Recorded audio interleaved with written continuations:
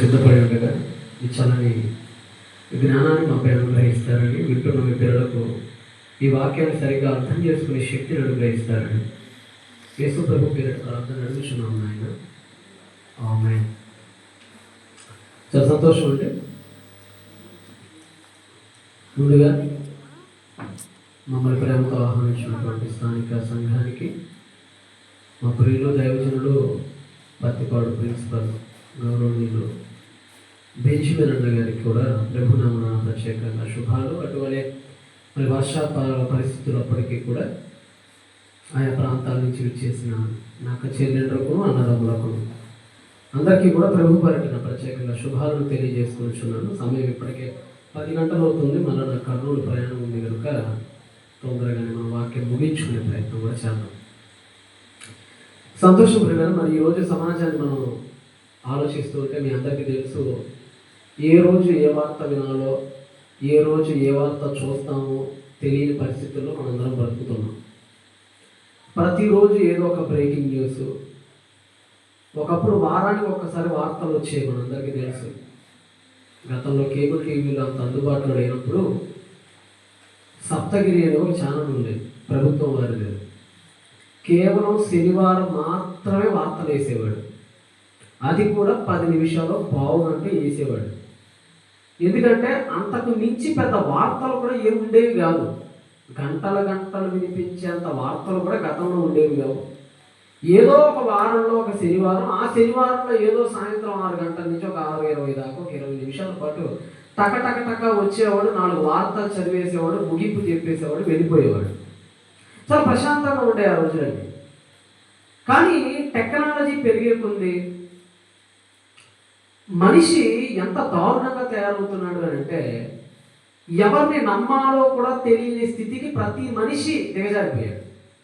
మీ అందరికీ తెలుసు, గతంలో ఎవరు నమ్మినా నమ్మకపోయినా సొంత తల్లి అయినా నమ్మేది, సొంత భార్య అయినా సరే కాస్త నమ్మకం ఉండేది పురుషుడికి. కానీ నేటి సమాజాన్ని మీరు ఆలోచిస్తూ ఉంటే రోజుకొక వార్త, ఎలా భార్య భర్తను చంపుతుందో మీరు చూస్తున్నారు కదా. ఈ మధ్య వార్తలు గమనిస్తున్నారా? మొన్న మధ్యకాలంలో ఒక సంఘటన, ప్రేమించి పెళ్లి చేసుకున్నానని అనుకుంటూనే ఇద్దరు పెళ్లి చేసుకున్నారట.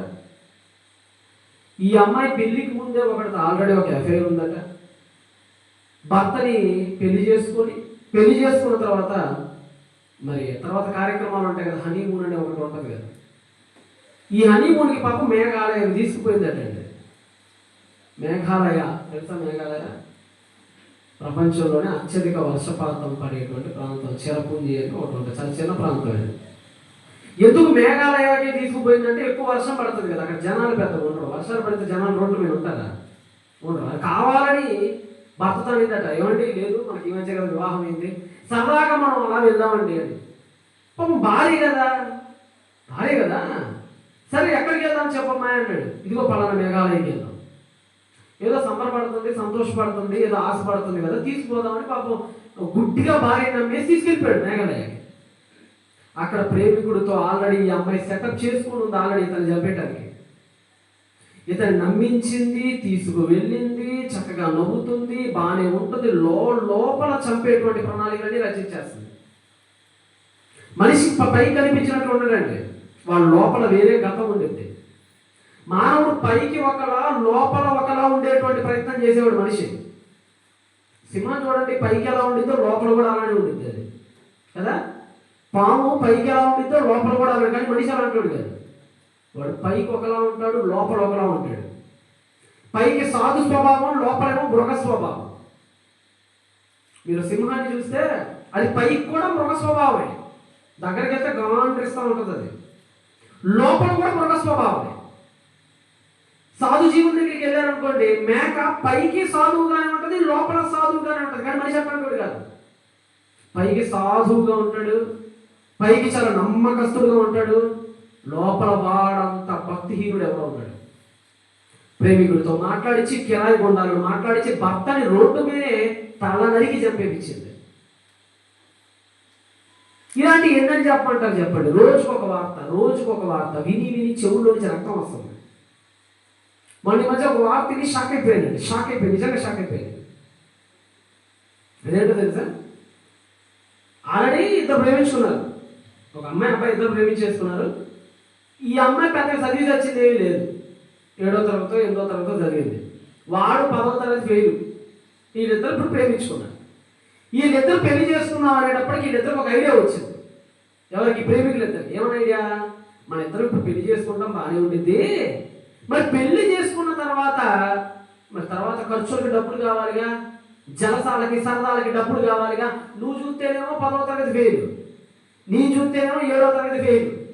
మన ఇద్దరికి బయటికి పోతే బొచ్చలు మోసలేగానే ఎవడో ఒక 500 నోటు కూడా ఎవడు. ఇవి మన ఇద్దరు జలసాలకు సరిపోవు కదా, మన ఇద్దరు బట్టలు కూడా సాలవి. కాబట్టి ఒక పని చేద్దాం. ఏం పని చేస్తావు చెప్పు. నేను ఒక అబ్బాయిని పెళ్లి చేసుకుంటా. అమ్మాయి వేసిన ప్లాన్ చూడండి, అమ్మాయి వేసిన ప్లాన్. నేను ఒక మంచి గవర్నమెంట్ ఉద్యోగం ఉన్న అబ్బాయిని పెళ్లి చేసుకుంటా. మా నాన్న అడిగి వాళ్ళ నాన్న దగ్గర, నాన్నని పెళ్లి చేసుకుంటాను. ఎవరు కావాలమ్మా? మంచి గవర్నమెంట్ ఉద్యోగం ఉంటే అబ్బాయి ఉంటే చూడన్నా, లైఫ్ బాగుంటుంది కదా. చూసాడు, పెళ్లి కూడా అయిపోయింది, గవర్నమెంట్ ఉద్యోగం. 6 నెలల తర్వాత లారీ డ్రైవర్ని మాట్లాడించి ఆ భర్తను చంపేసింది. పెద్దగా డౌట్ రావచ్చు, అదేంటి వాళ్ళిద్దరు ఆల్రెడీ ప్రేమించుకున్నారు కదా, వాళ్ళిద్దరు అప్పుడు పెళ్లి చేసేసుకుంటే అయిపోతుంది కదా, మళ్ళీ ఇద్దరు ఎందుకు పెళ్లి చేసుకుంది అమ్మాయి అంటే అసలు ట్విస్ట్ ఇక్కడే ఉంది. ఆ ట్విస్ట్ ఏంటంటే, చట్ట ప్రకారంగా భర్త చచ్చిపోతే ఉద్యోగం ఎవరికి వచ్చింది? అది ఆవిడ ప్లాన్. ఇప్పుడు ఆవిడ ప్లాన్ అది. ఇప్పుడు మా ఆయన చచ్చిపోతే ఎవరికి వస్తుంది నెక్స్ట్ ఉద్యోగం? ఈ అమ్మాయికి. అప్పుడు ఒక 5 నెలలు ఏడిసినట్టు నటించి మన పాత ప్రేమికుని పెళ్లి చేసుకోవాలి, లైఫ్ సెటిల్. చూసారా ఎంత కిరాతకుడిగా మనిషి ఆలోచిస్తున్నాడో? చూసారా కట్టుకున్న వాళ్ళని ఎలా కడ తీరుస్తున్నాడో చూస్తున్నారా మీరు? అవునండి, నిజంగా మీరు బైబిల్ గ్రంథాన్ని చూస్తుంటే దేవుని భయం లేని సమాజం గురించి ప్రవక్తలు చాలా రోదనతో మాట్లాడారు. ఒకసారి మీరు అందరూ కూడా కీర్తనల గ్రంథాన్ని ఒకసారి తీయగలరా? దేవుని భయం లేని సమాజం గురించి బైబిల్ ఏం చెప్తుందంటే, కీర్తనల గ్రంథము 36వ అధ్యాయం 1వ వచనం. కీర్తనల గ్రంథము 36వ అధ్యాయం 1వ వచనం. భక్తిహీనుల హృదయములో అతిక్రమము దేవోక్తి వలె. ఎలాగా? దేవోక్తి వలె వస్తుందట. నెక్స్ట్,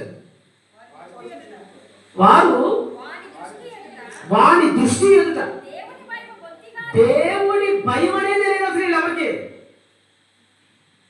బైబిల్ చెప్తుంది భక్తిహీనుడు హృదయంలో అంటే అతిక్రమం అంటే ఏంటి? పాపం. ఎలా కనపడుతుంది వాడి దృష్టికి పాపం? దేవోక్తిలాగా. మధ్యకాలంలో మీ అందరికి విని ఉంటారు మీరు, అమ్మని చంపేసింది అమ్మాయి ప్రేమికుడి కోసం. అమ్మని సంస్థని చంపేసింది. ఆవిడ ఎవరో కదండి పాపం, నేను ఇంకెవరో అనుకున్నాను. చాకలి ఐలమ్మ అని తెలంగాణ పోరాట యోధురాలు అనమాట. చాకలి ఐలమ్మ, ఇదే ఉంటారు పేరు. ఈ చాకలి ఐలమ్మకి సాక్షాత్తు మనవరాలంటే అంత గొప్ప కుటుంబం వాళ్ళదే. సొంత కూతురు ఒకరిని ప్రేమించిందట. అమ్మ ఎందుకే ఆయన ప్రేమిస్తున్నాడు, మంచోడు కదా, తిరగొద్దు అని అనిందని ప్రేమికుడి దగ్గరికి వెళ్ళి వీళ్ళిద్దరూ ఒక కలగా పొలం చేసుకొని మాటలు కలుపుకొని అమ్మ చెప్పేశాడు. ఇప్పుడు అబ్బాయి వాళ్ళ అమ్మ దగ్గరికి టీవీ మీడియా వాళ్ళు వెళ్ళారు. ఏమ్మా మీ అబ్బాయి ఏంటి ఇలా చంపేశాడట, అసలు మీరు మంచి చెడు చెప్పలేదా మీ అబ్బాయికి అని అడిగితే ఆవిడ ఏమనిందో తెలుసా అంటే, ఒక వీడియో చూపిస్తుంది చూడండి. ఆ బుద్ధిహీనురాలు అతిక్రమాన్ని కూడా ఒక దేవోక్తి లాగా చూడండి. వాల్యూమ్ పెట్టాను, సౌండ్ పెట్టాను. ఇతను కొడుకేనండి, ఈవిడ కొడుకేనండి చెప్పేసింది. ఈవిడ కొడుకే, అతడు గతగాడు ప్రేమించిన అమ్మాయి వాళ్ళ తల్లిని చంపేశాడు. ఈవిడ దగ్గరికి వచ్చారు. ఏమమ్మా మీ అబ్బాయి చంపాడు కదా, మీకు ఎలా అనిపిస్తుంది, మీకు సిగ్గు అనిపించట్లేదా, మీకు బాధ అనిపించట్లేదా అని అడుగుతుంటే ఆవిడ అంటున్న మాటలు పెట్టారన్నా. అంటే నా తరపున అయితే సావదెంగడం మంచిదని మేము, నా వరకు అయితే నేను అనుకుంటున్నాను. వినడానికి ఇబ్బందిగా ఉంటుందిలే కానీ పదం, కొడుకు చంపేశాడు కదమ్మా, నీకేమనిపిస్తుంది, నీకు బాధ లేదా, సాటి స్త్రీని చంపేశాడు కదంటే ఈవిడ అంటున్న మాట ఏంటో తెలుసా? ఈవిడ అంటున్న మాట, నా మట్టుకైతే చంపేయడం చాలా మంచిదండి.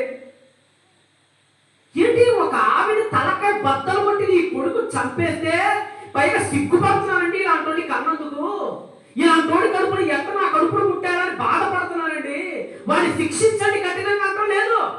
నా కొడుకు ఏముందండి, ఆ చంపి మంచి పని చేశాడండి, మా అయితే 2-3 నెలలు జైల్లో పెడతారండి, తర్వాత ఆయన నిలిపించుకొచ్చుకుంటారని అంటుందండి. మన ఫస్ట్ నుంచి పెట్టండి. అంటే నా తరఫున అయితే సావదెంగడం మంచిది అని మేము నా వరకు అయితే నేను అనుకుంటున్నా. అంతే, ఎవరేమన్నా నాకు పర్వాలేదు. ఎందుకంటే ఆ అమ్మాయి ఫస్ట్ నుంచి స్త్రీగా తిరిగి ఇప్పుడు అప్పుడు నుంచి లేక భయం ఇప్పుడు పెట్టింది ఆమె. తక్కువగా ఏం తెలియలేదు, అది పోతే అన్ని తెలుస్తుంది, పిల్లలు అడిగితే తెలుస్తుంది.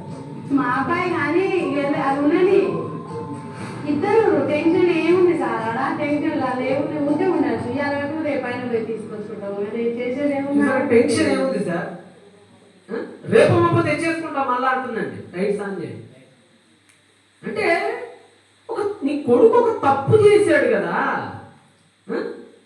సమాజంలో నీకు సిగ్గు అనిపించట్లేదా తల్లి అంటే అనిపించట్లా. ఎంత కూల్గా నవ్వుతుంది చూసారండి ఆవిడ, పళ్ళు వేసుకొని పక్క నవ్వుతుంది, పళ్ళన్నీ కనపడుతుంది చక్కగా అట్లా నవ్వుతుంది. సిగ్గు అనిపించట్లా.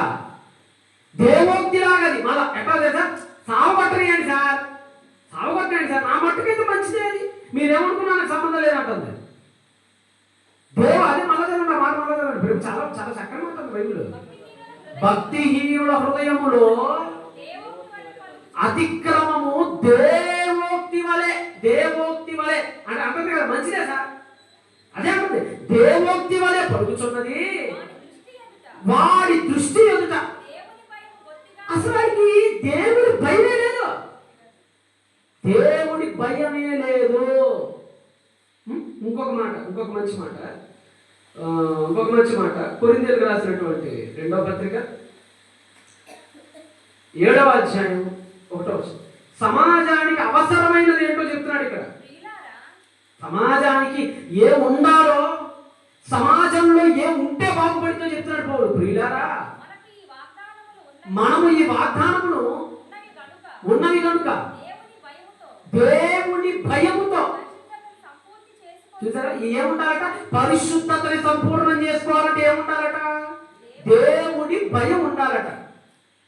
మళ్ళీ కొంతమంది అనుకుంటారు, ఏమంటే దేవుడు ఎందుకంటే ఇది నేరాలు ఇన్ని ఘోరాలు చెప్తూ జరుగుతుంటే ఖాళీ ఎందుకంటే అప్పటికప్పుడే ఆవిడకి ఇవ్వాల్సిన శిక్షణ అడిగి ఇచ్చేస్తే, ఇప్పుడు రేపు చేశాడు అనుకోండి, తర్వాత వాడిని అక్కడక్కడ చంపేస్తే ఏదో పురుగులు పడి చచ్చిపోతే వాడు, లేదంటే ఏ యాక్సిడెంట్లోనే పోతే, లేదంటే ఇంకేదో ఘోరం దేవుడు కనుక కానీ చేసేస్తే ఆ తర్వాత ఇంకోటి చేయాలంటే భయపడతారు కదండి. దేవుడు ఎందుకు ఎవరికి ఏ తక్షణ తీర్పులు తీర్చడు, ఇమీడియట్ పనిష్మెంట్ ఇచ్చేయచ్చు కదా ఎవరికి, ఆడికి అక్కడికక్కడే అని అనుకుంటూ ఉంటామండి మనం. ఏమంటే మనకి తెలియాల్సిన ఒక విషయం ఏంటంటే, ఇప్పుడు ఉదాహరణకి మీకు మాట చెప్తాను, ఒక క్యాన్సర్ గట్ట వచ్చింది, కొంతమంది ఆడవాళ్ళలో రొమ్ము క్యాన్సర్ వస్తుంది బాగా తెలుసు, లెంటెక్టటీ అంటారు దాన్ని, అదొక లోపల ఉండేటువంటి గడ్డ అనమాట. డాక్టర్ గారికి అండి కత్తి తీసుకుని కోసేయటం 5 నిమిషాలు పని అండి, అవునా గారు చెప్పండి. గడ్డను కోసేయటం ఎంతసేపు పని చెప్పండి, చెప్పాలి. చేతి మీద గడ్డ వచ్చింది, పులిపిరి వచ్చింది, ఇంకేదో వచ్చింది, కత్తి తీసుకుని కోసేయటం ఎంతసేపు పని చెప్పండి మీరు. పెద్ద పనే అండి, పెద్ద పనే చెప్పండి. కోస్తే మళ్ళా వచ్చింది, అవునా కదా. పులిపిరి తీసావు మళ్ళా వచ్చింది, మళ్ళా ఇప్పుడు తెల్లెట్టుకుంది ప్లాన్ పడేసావు మళ్ళీ వచ్చిందా రాదు అక్కడ, చెప్పడమ్మా. ఇప్పుడు నువ్వేమన్నావు, ఎక్కడికక్కడ లేపేస్తే సరిపోతుంది కదా అంటున్నావు కదా. సరే, నువ్వు అన్నట్టుగానే నీ తల మీదే తెల్లెంట్రుకలు ఉన్నాయి, ఎన్నోసార్లు అలా లేపు పక్కన పడేసావు, మరలా తిరిగి వచ్చిందా, అంతా తాగిపోయిందా వెంట్రుకది వచ్చిందా చూసుకోండి ఒకసారి. మళ్ళా వచ్చింది, పీకి పడేయటం కాదు దీనికి సొల్యూషన్. అసలు ఇది ఎందుకు వస్తుంది, ఏ హార్మోన్ తక్కువ అవటం వలన వస్తుంది, ఏ వైటమిన్ లోపం వల్ల వస్తుంది, దానికి ఇయ్యాలి ముందు. ఎరిగాలి ముందు. ఇప్పుడు ఉదాహరణకు మాట చెప్తా, ఉజ్జయ అనే ఒక వ్యక్తి ఉన్నాడు, మీ అందరికీ తెలుసుగా, ఎవరు? ఉజ్జయ. ఏం చేశాడు ఉజ్జయ? యాజకుడిని కాదని తానే దూపం పెట్టడానికి వెళ్ళాడు. దేవుడు వెంటనే ఏం చేశాడు, అతని పనిష్మెంట్ ఇచ్చాడా? ఇచ్చాడు. మీరు అన్నట్టుగానే, మనం కోరుకున్నట్టుగానే ఇమీడియట్గా దేవుడు అతను పనిష్ చేశాడు. ఎలా పనిష్ చేశాడు? కుష్ఠవ్యాధి ఇచ్చాడు. ఆ తర్వాత ప్రవక్తల్ని, యాజకుల్ని గౌరవించడం ఏమైనా ప్రారంభించారు యూదులు. ఆయన గర్భాల పుట్టి నుంచి వచ్చిన వాడే మనష్యే. ఏం చేశాడు మనష్యే? అయ్యో మా తాతగారు ఇలా చేశాడని దేవుడు అక్కడికక్కడే దేవాలయంలో అందరి ఎదుట శిక్ష విధించాడు, నేను అలా చేయకూడదని అనుకో ఆ ప్రవక్తని చెప్పేసాడు. మన యెషయా గారిని అయితే ఏకంగా చర్మం విప్పి చెప్పేస్తాడు వాడు. మందిరాల్లో ఏకంగా తీసుకొచ్చి విగ్రహాలను పెట్టి పూజిస్తాడు వాడు. మరి అప్పటికప్పుడు శిక్ష విధించాడు, మరి మారలేదే. మోషే గారు ఉన్నారండి. మోషే గారి మీద ఒకడు తిరుగుబాటు చేశాడు. ఎవరైనా భూమి తీసి చచ్చిపోయారు. భూమి అంతా చచ్చిపోయారు. ఎవరు? కోరహు గారు మోషే మీద తిరుగుబాటు చేశాడని దేవుడు కోరహుని అక్కడికక్కడ ఏం చేశాడు? ఆ తర్వాత మోషే మీద తిరుగుబాటు జరగలేదా? వాళ్ళ అక్కలు చేయలేదా? ఆ తర్వాత జనాలు ఎప్పుడు ఆయన మీద తిరుగుబాటు పోవటం ఎగరవేయలేదా? ఇంకొక మాట చెప్తాను మీకు. బంగారపు దూడ చేశాడని ఎర్ర సముద్రం దాటిన తర్వాత వెంటనే దేవుడు ఆయన ఏం చేశాడు చెప్పండి. మోషే పదాజ్ఞలు తీసుకోవడానికి కొండపైకి వెళ్తాడు కదా 40 రోజులు. అప్పుడు కనపట్టేళ్ళకి అప్పుడు అహరోను అక్కడ ఉన్న పోగులన్నీ తీసుకొచ్చి ఏం చేస్తాడు? దాంతో బంగారపు దూడ చేస్తాడు. బంగారపు దూడ చేసినందుకు గాను దేవుడు వాళ్ళలో ఎంతమందిని చంపేస్తాడు? 3000 మందిని చంపేస్తాడు. అందుకని తర్వాత మళ్ళీ విగ్రహాలను ఏమన్నా మానేశారా? ఆ తర్వాత యెరోబాము అనేవాడు మళ్ళీ అదే 2 బంగారపు దూడలు తీసుకొని వచ్చి బేతేలులో నిలబెట్టి అందరి చేత ఏం చేయించారు అక్కడ? మరి ఉజ్జియాకి తక్షణ శిక్ష వేస్తే మనస్య మారలేదే. కోరహు తక్షణ శిక్ష వేస్తే తర్వాత వాళ్ళు మారలేదే. ఇక్కడ 2 దూడల్ని పూజించాలని దేవుడు అక్కడికక్కడే చంపేసి తర్వాత మనం పూజించకుండా ఆపలేదే.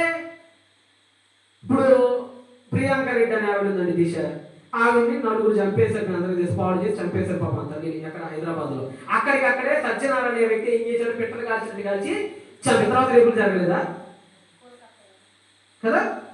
కోల్కతాలో రేపులు జరగలేదా? డాక్టర్ గారు వెళ్తే డ్యూటీలో చంపేలేదా? మరి అక్కడ ఆవిడ రోజుకు మనం ఎన్ని చూడట్లేదు. ఇక్కడ మీకు ఒకటి అర్థం చేపిస్తున్నాడు. మనం ఏమనుకున్నామంటే ఎప్పటికప్పుడు దేవుడు ఎవరికి వాడికి శిక్ష విధిస్తే తర్వాత ఇలా జరగదు కదా అని నువ్వు భ్రమలో అనుకున్నావు. కానీ రియాలిటీ అలా లేదే. మీకు విషయం చెప్పంటావా? 1970లో అమెరికాలో చట్టం తీసుకొచ్చారంటే ఎంత ఇప్పుడు 1970 చట్టం ఏంటో తెలుసా? ఎవరైతే గంజాయి కొడతాడో కొట్టిన మరుక్షణం వాడిని తుపాకీ పెట్టి కాల్చేయాలి. బాగుందా శిక్ష? చాలా విషయం ఏంటో చెప్పంటారా? ఇది ఏమంటూ అమెరికన్ ప్రభుత్వం తీసుకొచ్చిందో అప్పటి వరకు తాగే వాళ్ళ సంఖ్య కంటే అప్పటి నుంచి తాగుతున్న సంఖ్య ఇంకా పెరిగిందట. మన ఊహలు వేరు, రియాలిటీ వేరు. ఒకటి గుర్తుపెట్టుకోండి.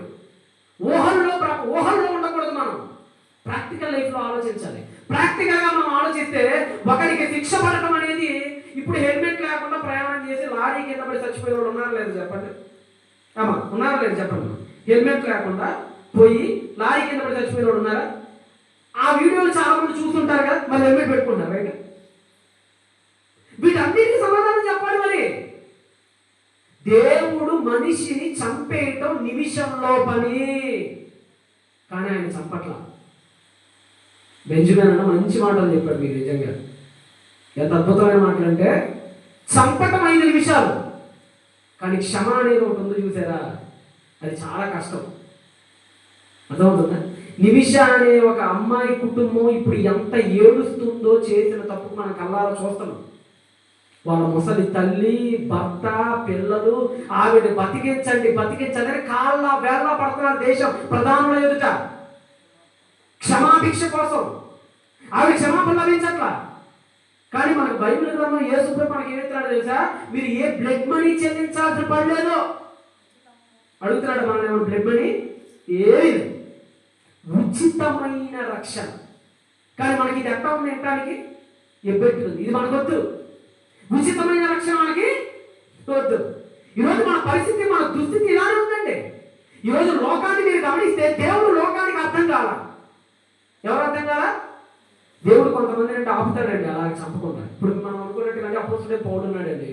అపోస్తుడైన పౌలు గారు తప్పు చేసిన వెంటనే దేవుడు చంపేసి అనుకుంటే, ఆ తర్వాత బైబిల్లో ఎన్ని పత్రికలు రాశాడంటే ఆయన అసలు ఉండే అంటారా?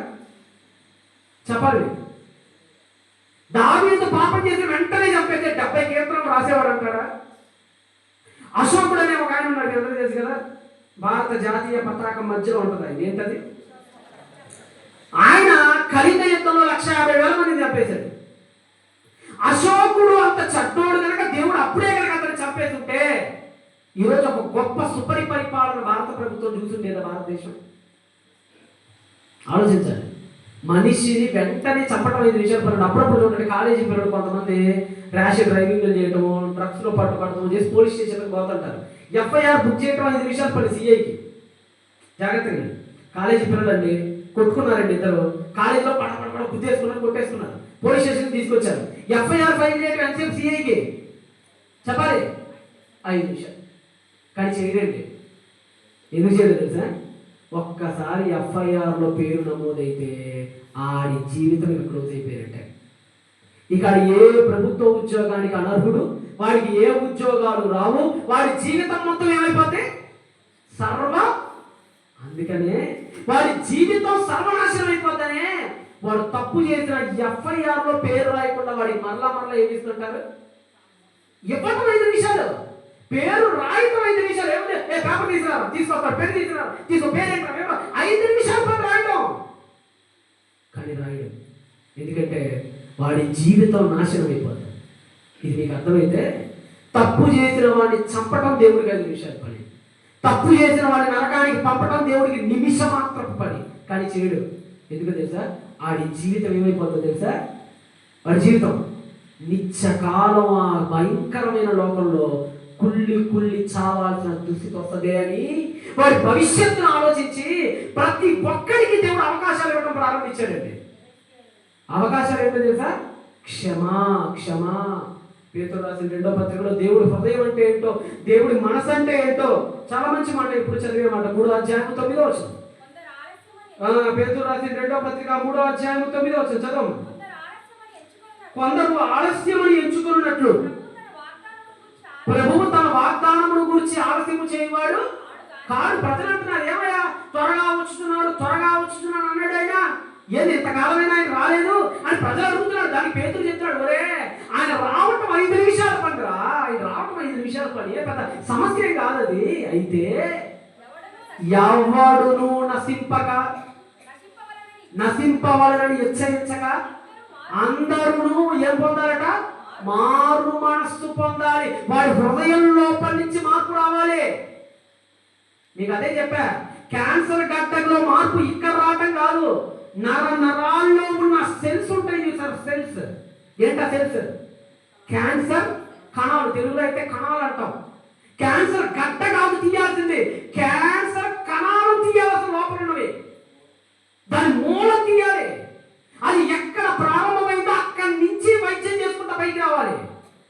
దేవుడు కూడా ఒకటే అనుకున్నాడు, వీళ్ళ చంపటం పరిష్కారం కాదు, వీళ్ళ హృదయాల్లో ఉన్నదాన్ని ఏం చేయాలి? ఇప్పుడు దొంగతనం చేశాడని చెయ్యి నరికాము, ఏ కాలుతో చేయలేడా పాపిష్టి పని? చెప్పండి, చేయగలుగుతా లేదా చెప్పండి? దొంగతనం చేశాడని చెయ్యి. ఇప్పుడు అరబ్ దేశాలు ఉన్నాయండి, మనం ఏమనుకుంటాడు, అబ్బాయి సరైన పనిష్మెంట్ అరబ్ దేశాలు కరెక్ట్ చేస్తారని అనుకుంటాం. సరే, దొంగతనం చేశాడని చెయ్యి నరికావు, కుడి చెయ్యి నరికావు, ఎడ చేతితో పాపం చేయలేడా?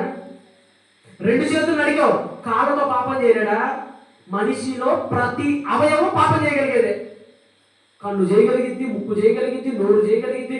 మనిషిలో ఉన్న ప్రతి అవయవం పాపం చెయ్యగలిగిన పరిస్థితుల్లోనే ఉంది. అసలు పాపమే తీశారంటే ఒకటి వీడినైనా తీసేయాలి. బైబిల్ ఎంత అద్భుతమైన మార్గం అంటే, వీడిలో ఉన్న సెల్స్, పాపం అనే కణాలను వెతికి చంపుతుందండి బైబిల్. దాన్ని ఏమంటారంటే వాక్యం. అలా చంపగలిగే శక్తి దేనికి ఉందట? వాక్యానికే ఉందట. అందుకని అపోస్తలుల కార్యాల గ్రంథంలో కూడా దేవుడి మనసు ఏంటో ఆయన 17వ అధ్యాయంలో రాస్తున్నట్టు చూడండి. అపోస్తలుల కార్యాల గ్రంథంలో మానవ ప్రపంచానికి దేవుడి మనసును తెలియజేస్తూ 30వ వచనం, 17వ అధ్యాయము అపోస్తలుల కార్యాల 30వ వచనం. ఆ అజ్ఞాన కాలములో దేవుడు చూచి చూడనట్టుగా ఉండెను. అయితే ఇప్పుడు అంతటా అందరూ మారు మనస్సు పొందాలి. ఒకప్పుడు అది అజ్ఞాన కాలం, చూసి చూడట్టు వదిలేశాడు. చిన్న వయసులో బిడ్డ కాలుతో పడుతుంటాడు అమ్మని, నానేమని అంటాడా? చిన్న వయసులో పశువుడిగా ఉన్నప్పుడు చెప్పండి, పశువుడిగా ఉన్నప్పుడు మీ బిడ్డ మిమ్మల్ని కాలుతో కొట్టాడని చెప్పండి. కడుపు మీద కొడతాడు, ఈ మీద కొడతాడు, మొహం మీద అవసరం దభేమని కొడతాడు కాలుతో పలుకొని స్టైల్గా. నాన్న కూడా ఏమంటప్పుడు ఎందుకు పోలే పశువులకు తెలియదు లేడా? అదే మీసాలు వచ్చి గడ్డాలు వచ్చిన తర్వాత అదే కాలుతో అదే అమ్మ కడుపున కొట్టాడు అనుకోండి, నానేం చేస్తాడు చెప్పండి? తాట ఎందుకు? అప్పుడు కొట్టాడు మరి. ఇదే కాదు కదా, ఇదే కాలుతో ఇదే అమ్మని అదే పొట్ట మీద అప్పుడు కొట్టాడు. అప్పుడు ఎందుకేమన్నా? అప్పుడు పశువుడే వదిలేశాడు. మైండ్ పెరిగే కొద్ది, మెచ్యూరిటీకి వచ్చే కొద్ది, ఒకప్పుడు చేసినవి ఇప్పుడు చేస్తే అదే నాన్న ఏం చేస్తాడు? తాట తీస్తాడు. ఒకప్పుడు అజ్ఞాన కాలం. అజ్ఞాన కాలం అంటే ఏంటి? అప్పుడు లేదు. ఇప్పుడు ఇంట్లో కరెంటు పోయిందండి. కరెంటు పోయినప్పుడు ఇంట్లో అన్నం ఏదో ఉండవు, ఒక పక్కన అన్నంలోకి ఇంటికి వచ్చింది, న్యాయం అని అంటాడా? అనకపోవచ్చు. ఎందుకు? ఒక రీజన్ ఉంది. ఆ రీజన్ ఏంటి? రే పాపం కరెంటు పోయింది లేదా, కరెంట్ లేదుగా, ఏ కోసేటప్పుడు ఏమొచ్చిందో వెంటగా పోన్లే అని సర్లే ఏముందిలే కానీ కరెంట్ లేదు తీశారు. ఇవి ఇలాంటి ఎల్ఈడి లైట్లు మొత్తం పెట్టించి లోపల ఫుల్ కరెంట్ ఉన్నప్పుడు ఇన్ని నెట్టుకుడు వచ్చింది. ఇప్పుడు ఏం చేస్తారు చెప్పు నీకు? పల్లె దబేలు మనకి కొంత ఉంటుంది, చెయ్యి వచ్చి నీ చెంప మీద ఉంటుంది.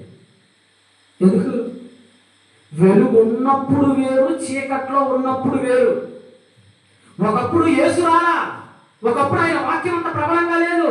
అందుకనట దేవుడు కొన్ని తప్పుల్ని చూసి చూడటం వదిలేశారట గతంలో. మన చదవండి అన్నమాట. ఆ అజ్ఞాన కాలంలో, ఆ చీకటి గల దినాల్లో దేవుడు చూచి చూడనట్టుగా ఉండెను. ఇప్పుడైతే అంతటను అందరూ మారు మనస్సు పొందాలి.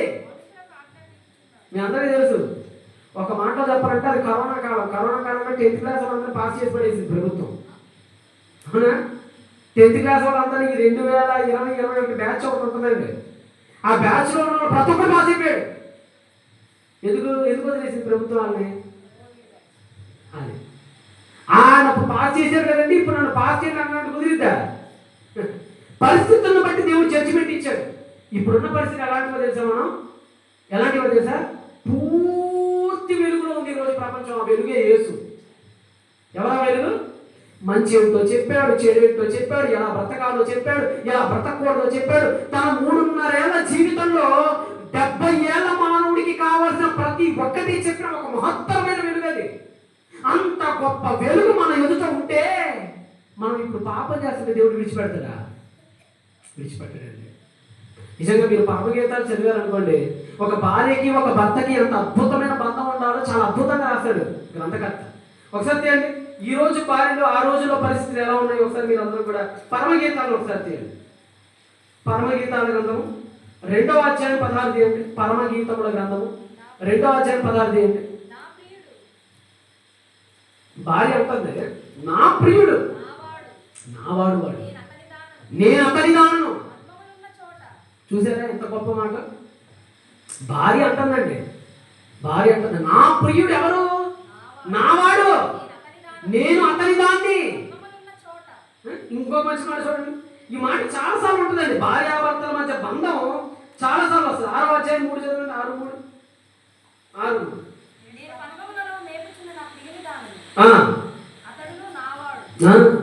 ఏమంటా మళ్ళా చదవమ్మా. నేను పద్మములలో నేను అతని తానను, అతడును వాడు. 7వ అధ్యాయానికి రండి ఒకసారి. 7వ అధ్యాయం 10 చదవండి. 7వ అధ్యాయం 10 చదవండి. నేను నా ప్రియుని దానను, అతను నా యందు ఆశాబద్ధుడు. ఇవన్నీ మీకు ఎందుకు చెప్తున్నానంటే, ఒక భార్య ఒక భర్తను ఎంతగా ప్రేమించాలో, వాళ్ళిద్దరూ ఎంత ఏక శరీరులో చక్కని వర్ణన ఇస్తున్నాడు అక్కడ. కానీ ఈరోజు ఎవరి వాడు చెప్పలేదు. ప్రేమికుడు తనవాడైపోయాడు, భర్త ఏమో పరాయుడైపోయాడు. ఎవరెవరైపోయారు? నా వాడు. మొన్న అంటే మన కర్నూలు వెళ్ళామండి. ఇలాంటి ఎప్పుడు అక్కడ లేదు సభ గర్భాలు. మేము ఎప్పుడు తిరిగే ప్రాంతాల్లో బ్యాంకులో పనిచేస్తుంది ఆవిడ. మొత్తానికి ఎవరితోనూ ఈవిడికి ముందు నుంచి అఫైర్ ఉంది. వీళ్ళ అమ్మ బలవంతంగా ఈ అమ్మాయిని పెళ్లి చేసింది. అతను అడిగాడు. ఎవరు అడిగింది? ఒకప్పుడు వీళ్ళిద్దరు ఎఫ్ఐఆర్ ఉంది కదా, ఆయన అడిగాడు ఏమని? నీకు నేనంటే ఏమి ఇష్టంలే, పెళ్ళి అయిపోయిందిగా నీకు, అప్పట్లో నా దగ్గర రావట్లేదు లేడు, మీ ఆయన నువ్వు ఇద్దరు బాగా సెటిల్ అయిపోయారు అని అడిగాడు. అతనికి ఎంత వయసు తెలిసాడు? మీ నంబర్ 55 ఏళ్ళండి. ఆడి పేరు తిరుమల రావట, ఆడికి 55 ఏళ్ళు. ఈ అమ్మాయికి తిప్పి కొడితే 25 ఏళ్ళు లేవు. ఆడితో ఈవిడికి సంబంధాలు, రిలేషన్. అందుకని ఏం చేసిందో తెలుసంటే, అక్కడ ఒక పెద్ద రిజర్వాయర్, పేరు గుర్తులేదు కానీ సింగవరం రిజర్వాయర్. వాళ్ళు ఆగిందంటే ఏమంటే మనం రిజర్వాయర్ దగ్గరికి వెళ్దాం రండి అని చెప్పి తీసుకెళ్ళి ఆ రిజర్వాయర్లో అతను డ్రైవ్ చేస్తుండగా పేక కోసేసి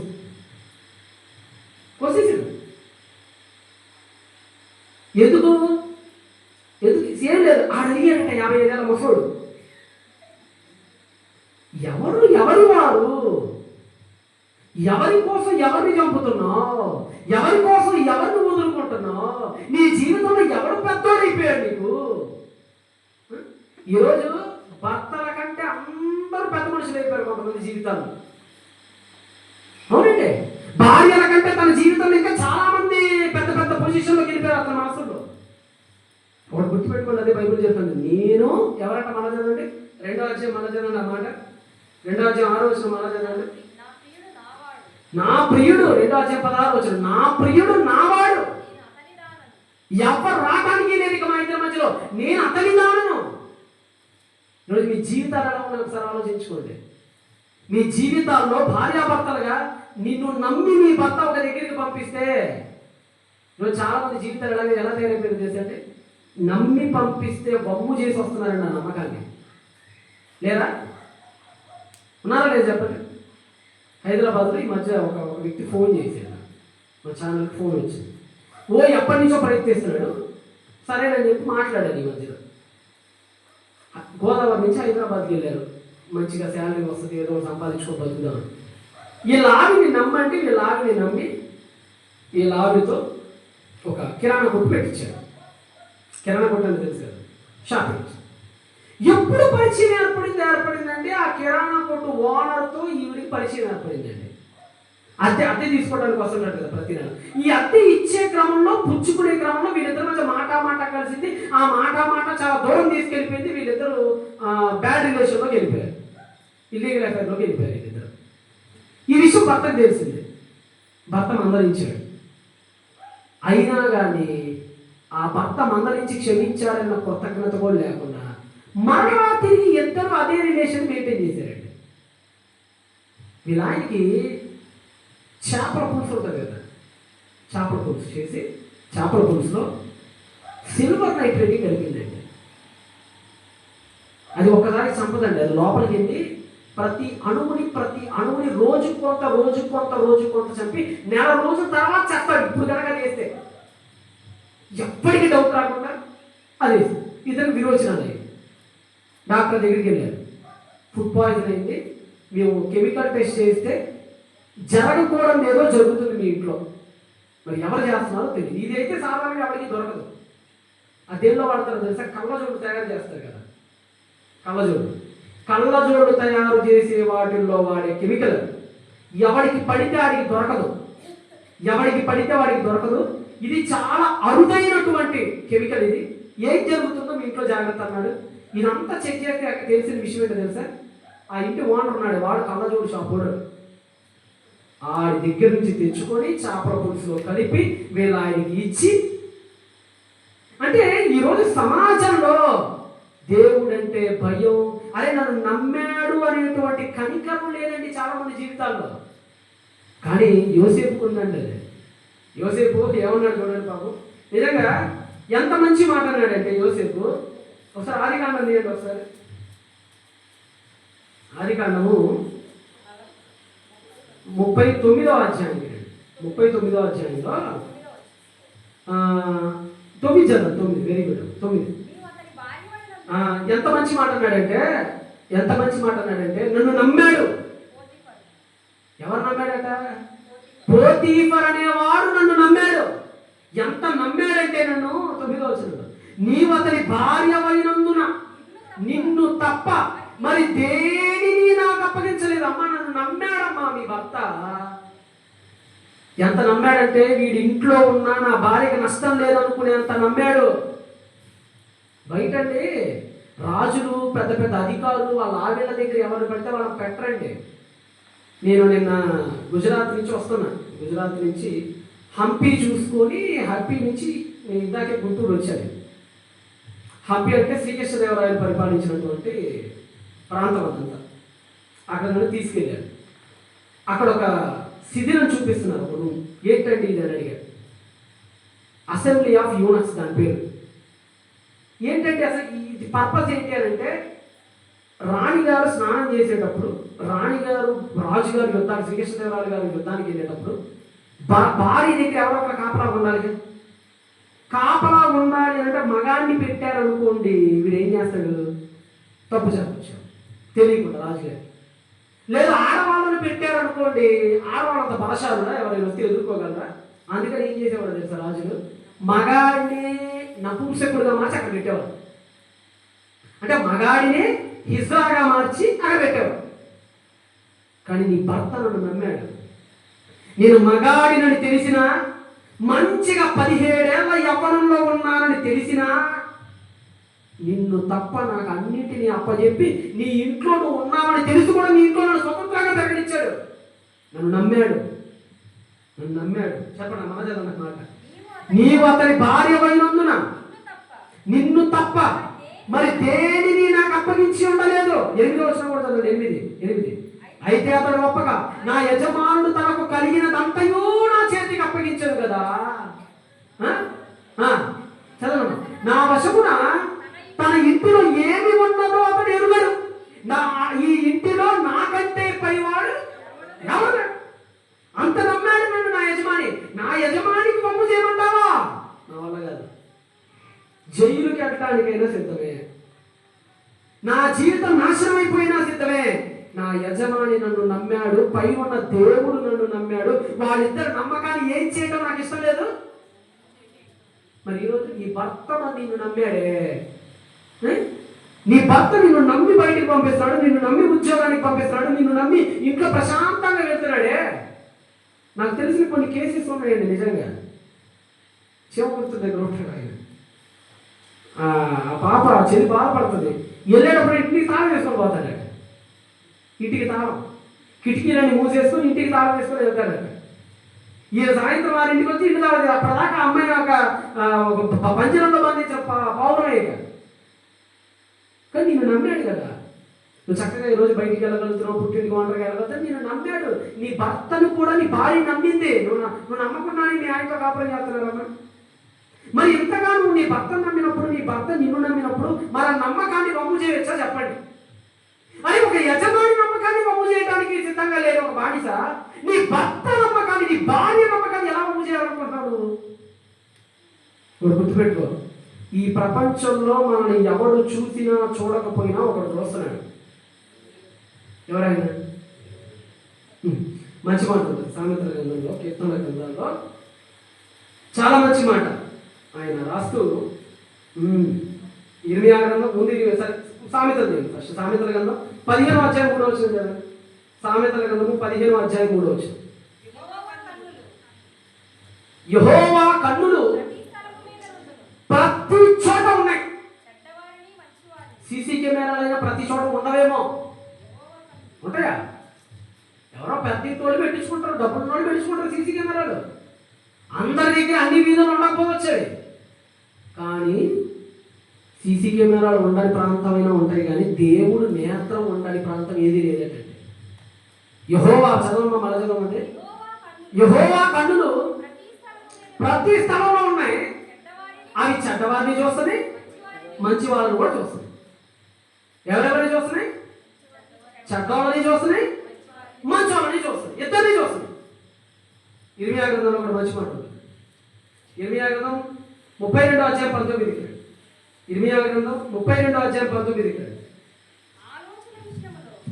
ఏమా 32వ అధ్యాయము ఇర్మియా గ్రంథం 19వ వచనం చదువు. ఆలోచన విషయంలో అయ్యా దేవుడు అంటున్నాడు ప్రవక్త, అయ్యా దేవా ఆలోచన విషయంలో నీవే గొప్పవాడు, క్రియలు జరిగించే విషయంలో శక్తి సంపన్నుడవు, వారి ప్రవర్తనలను బట్టి వారి క్రియాఫలములను బట్టి అందరికీ ప్రతిఫలం ఇస్తావయ్యా. నరపుత్రుల మార్గములన్నిటిలో నువ్వు కన్నులారా నీ కళ్ళు వెంబడిస్తూనే ఉన్నాయి. ఈరోజు గుర్తుపెట్టుకోండి, రోడ్డు మీద వెళ్ళేటప్పుడు ఎవరు వెంబడించట్లేదు అనుకుంటున్నారేమో మీరు. అనుకుంటున్నారు ఎప్పుడైనా? నా వెనకాల ఎవరు రావట్లేదు అనుకున్నావు? లేదు లేదు, 2 కళ్ళు వస్తాయి నీ వెనక. 2 కళ్ళు అడుగులు వేసుకుంటూ వస్తున్నాయి నీ వెనక. 2 కళ్ళు ఎక్కడికి వెళ్తే అక్కడికి వెళ్తున్నాయి. 2 కళ్ళు అదృష్టమైన దేవుని కళ్ళు. ఆ కళ్ళ నుండి తప్పించుకోలేరు. కొంతమంది ఒక వీధిలో ఒక పాపం చేయడానికి వెళ్ళినప్పుడు వెనక 2 సార్లు, ముందు 2 సార్లు చూసుకుంటారు. అమ్మో ఎవరు లేదు, అప్పుడే లేదు అక్కడ ఉన్నాడు. ఈ వెనక ఆవరించి ఉన్నాడు ఒక శక్తి. నీ వెనకే పరుగులు వెళ్తున్నాయి 2 కళ్ళు. అదే అన్నాడు, నరపుత్రుల మార్గములు ఎందు. మనదేదో మా మాట, నరపుత్రుల మార్గములు ఎందు 32:16. నరపుత్రుల మార్గములన్నిటినీ కన్నులారా చూస్తున్నావు దేవా. దావీదుకి అర్థం కాదా? అరే ఎంత సీక్రెట్ గా నీ మిషన్ కంప్లీట్ చేశారు కదా, ఇంత సీక్రెట్ గా. బత్షెబా వాళ్ళ ఆయన కూడా తెలియకుండా మిషన్ కంప్లీట్ చేశారు కదా. ఎంతగా మిషన్ కంప్లీట్ చేస్తే దీన్ని ఎంతగా బట్టబయలు చేసినాడు ఎవరు అర్థం కాదు దావీదుకి. దావీదు పాపాన్నే దాచకుండా బయట పెట్టినోడు నీ పాపాన్ని నా పాపాన్ని దాచిపెడతాడని అనుకుంటున్నావా? అనుకో. ఒకరోజు బయటపడే రోజు అసలు ప్రతి దానికి ఒకరోజు బయటపడిద్దండి. పడదంటా బయట ప్రతి ఒక్కటి. ఇదే కీర్తన గ్రంథంలో కూడా ఇంకో మంచి మాట ఉంటుంది. కీర్తన గ్రంథము 33:14 రండి. దావీదు మాట్లాడతాడు. కీర్తన గ్రంథము 33:14. ఎవరి కీర్తన అన్నది కదా? దావీదు కీర్తన. దావీదు అన్ని అర్థమైంది. దావీది విషయం అంతా అర్థమైపోయింది. దావీది చీకటి గదిలో జరిగింది నాతాను చూసినట్టుగా మాట్లాడుతున్నాడు ప్రవక్త. నాతాను వచ్చి మాట్లాడుతుంటే ఏంటి నాతాను పక్కనే ఉండి చూసావు అన్నట్టుగా ఉంది నాతాను మాట. అందుకని అంటున్నాడు ఇక్కడ 33 చదవమది వాక్యం చదవను. తానున్న నివాస స్థలములలో నుండి భూలోక నివాసులందరి వైపు ఆయన చూస్తూనే ఉన్నాడు. ఇంకా ఆయన వారందరి హృదయాలను ఏకరీతిగా నిర్మించినవాడు. ఒకటి చెప్తున్నాడండి, దేవుడు మొట్టమొదట తొంగి చూసేది ఎప్పుడు? అది ఎక్కడ తెలుసా? మనస్సు లోపల, హృదయం లోపల చూస్తుంటాడు. ఎందుకో తెలుసా? ఈ ప్రపంచంలో ఏది చేయాలన్నా ముందు స్కెచ్ ఎక్కడ గీస్తావు? అంతే కదండి. ఏమంటే మనం ఏది చెయ్యాలన్నా మొదటి తలపు ఎక్కడ ప్రారంభమైంది చెప్పండి? రేపొద్దు మీరు ఏం టిఫిన్ చేద్దాం అనుకుంటున్నారమ్మా, ముందు ఏం చేస్తావు? రేపు దోశ వేద్దాం. ఎవరు చెప్తుంది? ఫస్ట్ చేతిలో గింట, పాత్రలో పిండి, పొయ్యి పైన పెనము లేక మున్నుపే ఒక కాన్సెప్ట్ నీ బ్రెయిన్లో ఉంది. ఏంటది? రేపు దోశ. నువ్వు చేసిన తర్వాత మీ ఆయనకి తెలిసింది, ఎవరే ఈరోజు మా ఆవిడ దోశ వేసిందని. నువ్వు చేసిన తర్వాత నీ పిల్లలకి తెలిసింది, ఎవరే ఈరోజు మా అమ్మ ఇడ్లీ బాగా వేసింది అని. చెయ్యక మునుపు ఆ రాత్రి నువ్వు పడుకునే ముందు, దుప్పటి కప్పుకునే ముందు అనుకున్నావే రేపు ఏమి వేద్దామని, అప్పుడే దేవుడు తెలుసు. ఈ ప్రపంచంలో మనం ఒక చర్య చెయ్యటానికంటే ముందే దాన్ని ఎక్కడ మనం ఆలోచిస్తాం? ఆ హృదయంలో దేవుడు ఉన్నాడట. చదవమ్మా, మాట చదవమ్మా. కీర్తన గ్రంథం 139వ అధ్యాయం మొదటి వచనం. కీర్తన గ్రంథం 139వ అధ్యాయం 1వ వచనం. యెహోవా నీవు నన్ను పరిశోధించి తెలుసుకొని ఉన్నావు. నేను కూర్చోవటం, నేను లెగవటం నీకు తెలుసు. నాకు అసలు ఆలోచన అనేది కలుగక మునిపే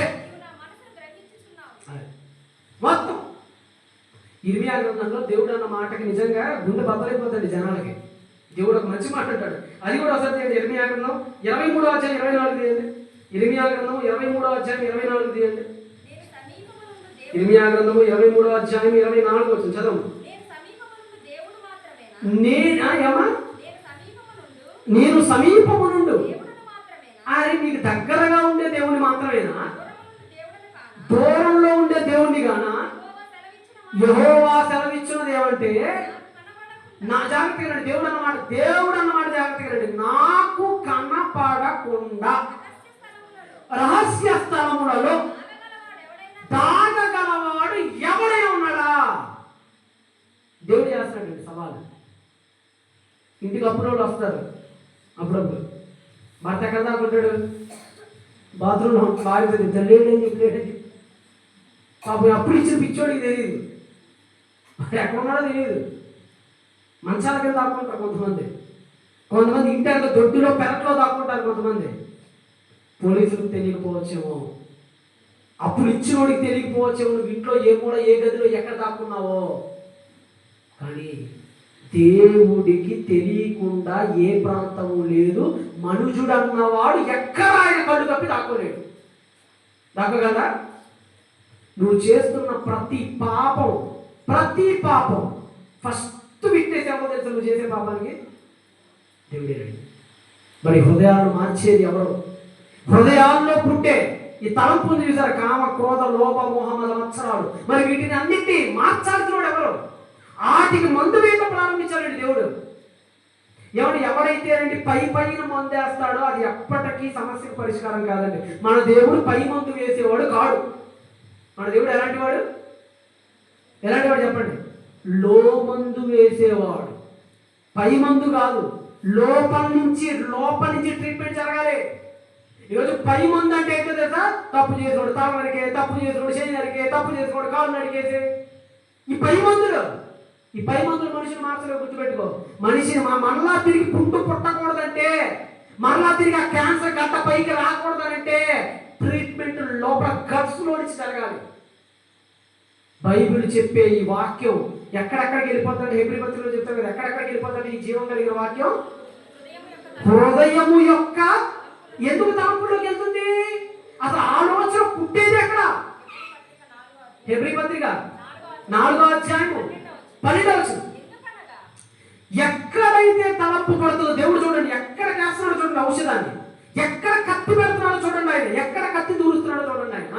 ఎందుకనగా దేవుని వాక్యము సజీవము గలదై బలము గలదై రెండంచులు గల ఎటువంటి ఖడ్గము కంటేనూ వాడిగా ఉండి ప్రాణము ఆత్మ కీళ్ళు మూలుగులు విభజించునంత మట్టుకు దూరుచు హృదయము యొక్క తలంపులలోనికి. అది ఎందుకు తెలుసా? వాక్యం అంత దూరం వెళ్ళిపోతుంది. ఇందాకే చెప్పాడు గ్రంథకర్త, అసలు పాపం ఎక్కడ ప్రారంభమవుతుంది? ఫస్ట్ తలంపుల్లో, హృదయాల్లో. అందుకే వాక్యం ఎక్కడికి వెళ్ళిపోయి సాల్వ్ చేస్తుంది, ట్రీట్మెంట్ చేస్తుంది? తలంపుల్లో. అది ఎవ్వడో మన పక్క లేకపోయినా మనం పాపం చేయకూడదు, అంతే కదండి. ఇప్పుడు ఎవడైనా శిక్షిస్తాడు అనే భయం నీలో ఉందనుకోండి, జనాల కాకుండా పాపం చేస్తావు. అంటే పేకాట ఆడితే అరెస్ట్ చేస్తారు కదా, మనకు తెలుసు కదా. పేకాట్లు ఆడే వాళ్ళు ఆడతారండి, ఆడకుండా ఉంటారండి, కానీ కాపాడకుండా ఆడతారు, అంతేనండి. మన మధ్య డ్రోన్లు పెట్టి పంపిస్తారు పోలీసులు. డ్రోన్లు విజయవాడలో డ్రోన్లు పెడుతుంటే గుళ్ళ లోపలికి వెళ్ళి ఆడుతున్నారు. అరే బాబు, నీకు ఒక అర్థం కాని విషయం ఏంటంటే, శిక్ష అనేది మనిషి తప్పు చేయకుండా ఆపలేదు, దొంగతనంగా చేయమని చెప్పించారు అంతే.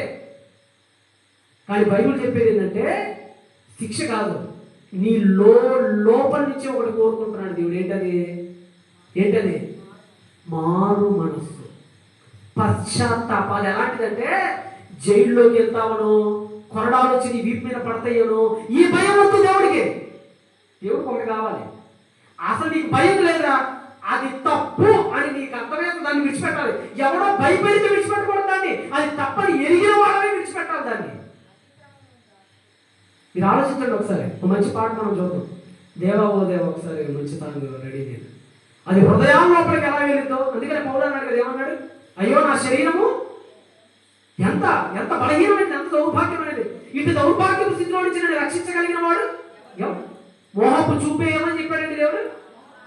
వ్యభిచారం పాపం అని వినుంటాం. ఈ ప్రపంచంలో ప్రతి రాజ్యాంగంలో కూడా వ్యభిచారం పాపం అంతతో అయిపోయింది. కానీ ఆయన తలంపులోకి వెళ్ళి అసలు ఆ తాటే రానివద్దు, ఎదుటోడి చంపటం కాదు, అసలు చంపుదామనే ఆలోచన కూడా రానియొద్దు. ఆయన కత్తి పీక మీద హృదయం మీద పెట్టాడు. ఆయన కత్తి దేని మీద పెట్టాడు? హృదయం మీద పెట్టాడు ఆయన కత్తి. కాబట్టి ఒక్కసారి మీరు ఆ మంచి పాటలు మీరు అందరూ వినండి. ఈరోజు సమాజంలో ఈ కల్తీలు జరుగుతున్నా ఇవన్నీ కూడా మనుషులు కనిపించట్లేదు కాబట్టి చేస్తున్నారండి. లంచాలేంటి, మద్యమేంటి, వ్యభిచారం ఏంటి, తప్పుడు పనులు ఏంటి, ఈ సమాజంలో ఇవన్నీ కనపడకుండా జరుగుతున్నాయి. ఈ ప్రపంచంలో ఏ కఠినమైన శిక్షలు వాటిని మార్చలేవు. ఈరోజు నువ్వు చెప్పే దుబాయ్లో ఏమో ఈరోజు ఆ వ్యభిచారాలు కాళ్ళు తీస్తారు, కళ్ళు తీస్తారు, అయినా కానీ ఉంటాయి. మీరు అనుకుంటున్నారే ఆంధ్రదేశంలో ఉన్నవాడి లోపల గుట్టుగా జరుగుతుంటాయి అక్కడ, అంతే. మీరు ఎప్పుడైనా కువైట్ అనండి, బహిరంగ మద్యపాన నిమిషాలు లోపల తాగేస్తారు అందరూ. బైబిల్ చెప్పేది అది కాదు. సరే ఉన్నానా? మంచి పాట మీరు చూడండి. దేవుడు మనల్ని ఎంత క్షమిస్తాడో, ఎంత ఘోర పాపినైనా ఆయన ఎంత క్షమించగలుగుతాడో. నువ్వు మారు మనసు పొందుతానంటే ఈ క్షమాభిక్ష యొక్క విలువనికి ఇప్పుడు అర్థం కాక, నేను ఇందాక అన్న చెప్పాడు కదా, ఆవిడ చూడు ఒకసారి నువ్వు. క్షమాభిక్ష ఎంత విలువైనదో, దానికోసం ఎంత దేశాలు ప్రభుత్వాలు వాళ్ళ దగ్గరికి వెళ్ళి అడుగుతారు. వాళ్ళ కుటుంబం ఒకటే అంటుందంట, మాకు బ్లడ్ మనీ వద్దు, మాకు న్యాయం. క్షమాపణ విలువ ఇప్పుడు తెలుస్తుందండి దేశానికి. నీకు దేవుడు ఉచితమైన క్షమాపణ వితౌట్ బ్లడ్ మనీ దేవుడు నీకు ఇవ్వటానికి రెడీగా ఉంటాడు. Are you ready or not? ఒకసారి నువ్వు ఆలోచించుకో. మంచి పాట ఒకసారి చూడండి, లైట్స్ ఒకసారి ఆప్షన్.